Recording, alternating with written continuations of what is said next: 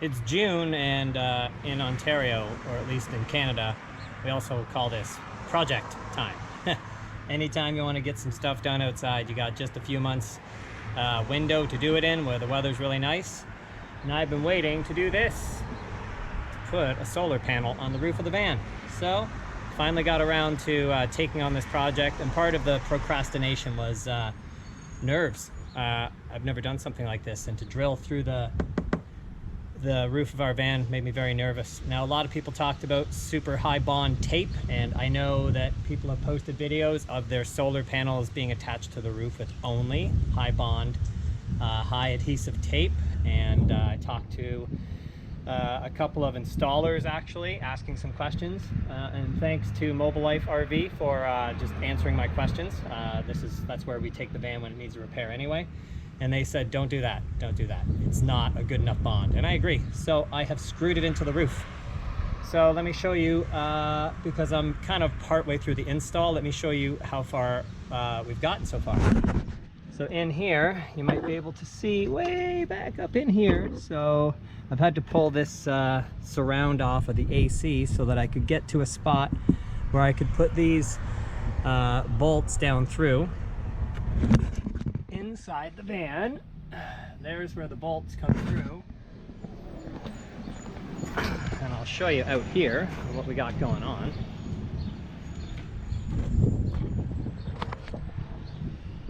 All right, so there's the top, and as you can see, I've got I put some rubber washers, and in between the bracket and the roof is double-sided tape to act as sort of a gasket or a sealant.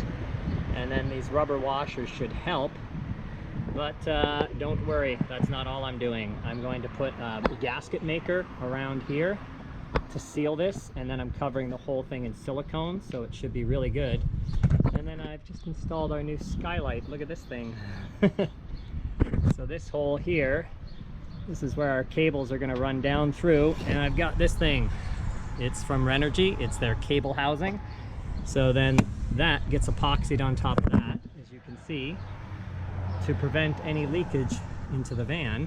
And the way it works is these cables run through here, and this is actually just got a rubber piece in here, like a rubber washer, and as you tighten these down, it's going to squeeze that rubber, and then that's going to form the seal to prevent any water getting in, and then nice and aerodynamic. So that's how things look up top so far. So I'm going to put the going to use this stuff here, this Permatex Forma gasket. So that's what's, I'm going to run a bead around the bottom of that cable housing and stick it to the roof. I'm going to put a 40-pound weight on there for an hour or so and let that seal. And then I'm going to take some sealant around the edges and silicone the whole thing down as well. Okay, so far so good, and I'll take you in the van real quick so that you can see in here. So that's where the hole's coming down through the roof. So the cables are going to come down through there, and then they're going to come through here, and then down through here. Next level, please. Like that.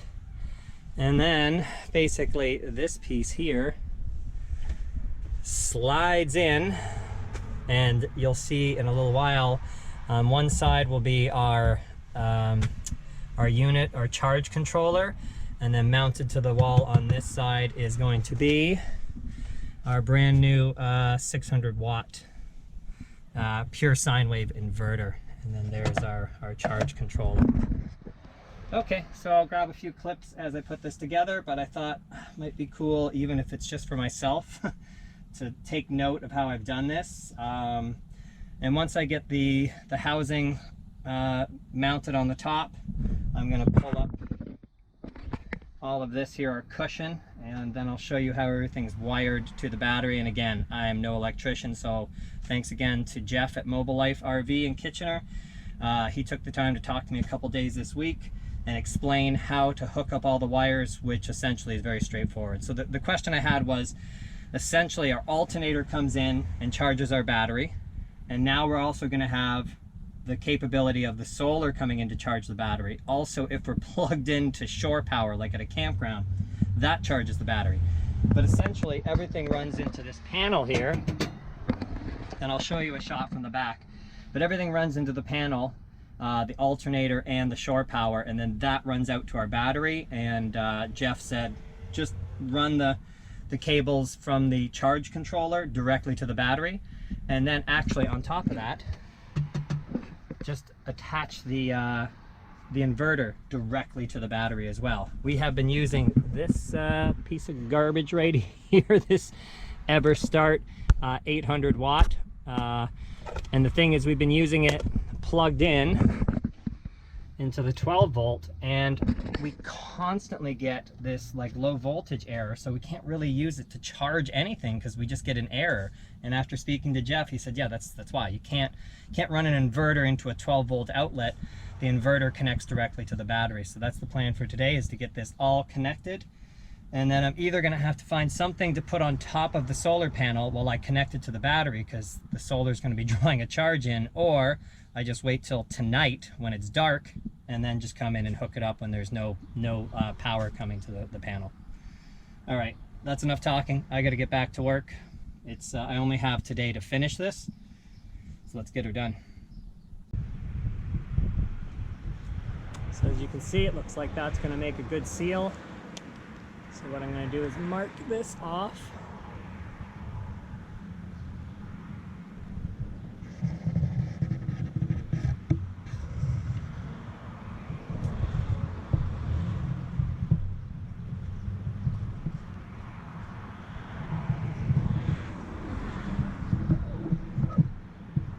And the reason I want to do that is because I got to sand this area here so that it gets a good bond. And maybe you can see I already had this placed in several different locations, and really what I was looking for was an easy spot for the bolts to come down through so that I could mount this thing. And the first couple tries it was too forward and the bolts were actually coming in. They would have come in where the air conditioner sits, so I had to keep shimmying this thing back to the point where I could get it so that the bolts were back by the air conditioner, and then I had access to these bolts in the front of the van, like inside, to put it down. All right.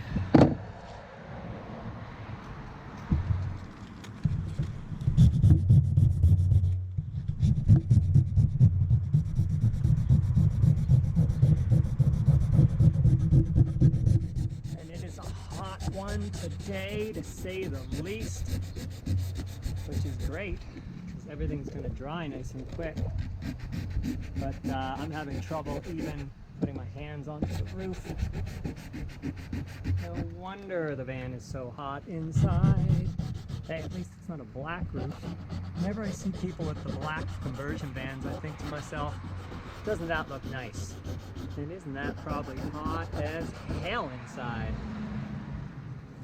So I just want to come in, sand this up. I'll clean it up, but I just want to make a nice surface for this gasket to attach to, because we have painted the roof, and as you know, this was once white, so I'd like to try and get down to the surface below so that this gasket maker can make a really good bond. This baby held down by screws, I'm not too worried. This little guy, I mean, it can't go flying off on the highway because the cables are coming down and through, but what is going to be crucial is that this makes a really good tight seal here, because, well, otherwise we're going to have a lot of water coming through the roof, and that's going to be a real fucking bummer. Alright, let's wipe that down and get some sealant on this, place it on the roof.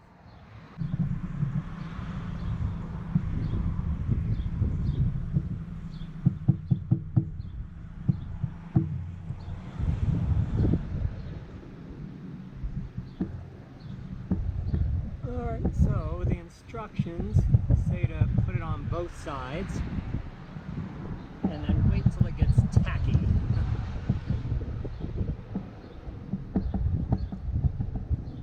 I don't want to put on too much, but at the same time, this has got to make a good seal.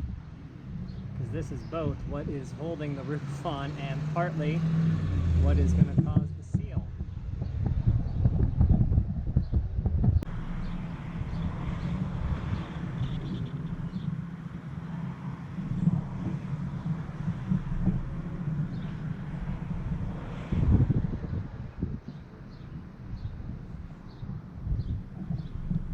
Now, the only problem I had is this says quick drying, and I don't really know how quick they mean.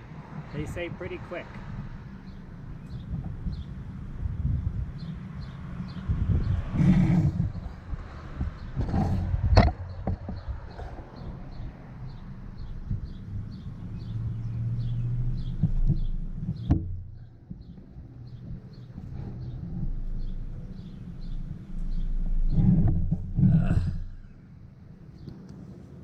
Alrighty, we're going to let that dry under some weight now. And as you can see, I have also dressed up the brackets there with a little bit of that gasket maker so that they're going to sit nice and solid on there. Once this is all done, I'm going back over everything with black silicone sealant to make sure there's no leaks and this stuff is rock solid. Alright, I guess we'll head inside to start hooking stuff up. Okay, I think that's all she wrote. I can't believe I did it. Anybody who's installed a solar panel before is probably going, dude, it was very easy to do. And I'm kind of saying that now, that wasn't so bad. I was really just concerned about the wiring, not like running everything through, that's fine, but I'm not a real electrical aficionado, so I was kind of counting on killing myself. But so far so good. Instruction manual says if your battery light is on and your PV light is blinking slowly, that you're charging as usual. So it looks all good. And over here I've got our 600 watt pure sine inverter. So that baby, look at that. I haven't plugged anything in to try it yet, but it would seem that it's working. And look at that. My cables are coming in from the housing. They run in here, down one level, and in they go. And then they run through that little hole, down here, out there, down through that hole.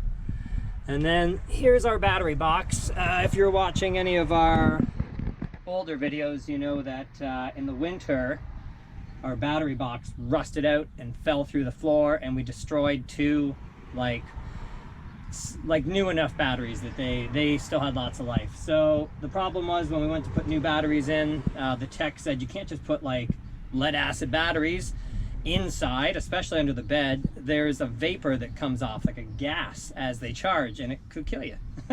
So we went with AGMs, which are acid glass. It's basically a glass plate in there, and these guys are sealed, so there's no maintenance. So that's why they're inside right now.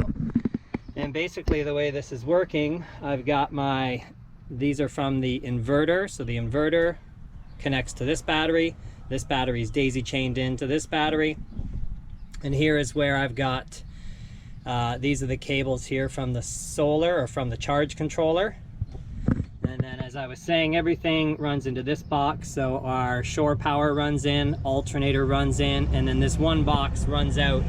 And it's just these two cables actually that connect the batteries. And then these two are just sort of daisy chaining them. I believe that's, they're not running parallel, they're running in sequence. Oh my goodness. There you go. So maybe you know in the video and you can tell me, but it doesn't matter because I seem to have everything hooked up and it's running well. So all that's left to do at this point is clean up my gasket maker. The goop that I put on up top is still just a tiny bit tacky, so I think I'm going to let it dry fully today and then get up tomorrow morning and put the silicone on to seal everything. But all looking good. And the only other thing I had in here, you can see this is where the bolts come through for the roof, so you could see why you'd want to put this on before you did the interior. But look, cabinet's still open fully, and there's no way I'm going to hit my head. It's just too close to the edge there, so I don't think I have to worry, but I've capped them off anyway, just in case. So there we go. We are all ready to go with our new solar system.